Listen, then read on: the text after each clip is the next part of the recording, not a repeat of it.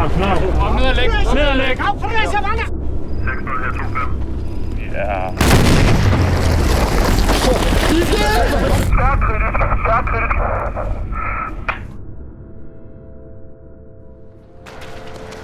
Jeg har det fint. Du kan glæde dig til at komme hjem til det der røverunge, mand.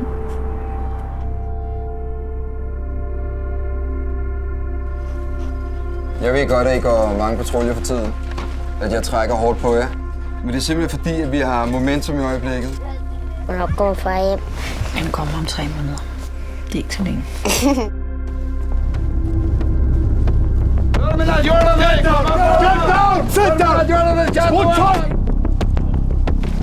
Hvis vi lige prøver at holde fokus her, så er det mig, der har mistet en af mine 21-årige drenge, som har ligget foran mig for blødt i dag. Det giver ikke nogen mening.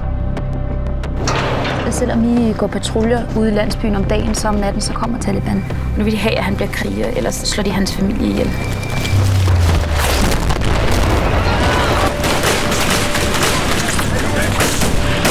Vi skal ud herfra! Kom nu for helvede!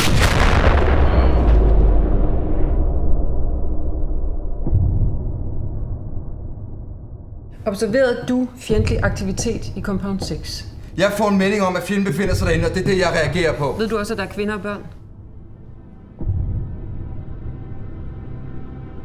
Det var min beslutning. Jeg kan ikke give mændene skylden for det. Det kan godt være, at du har slået 8 børn ihjel. Du har 3 levende herhjemme. Undskyld.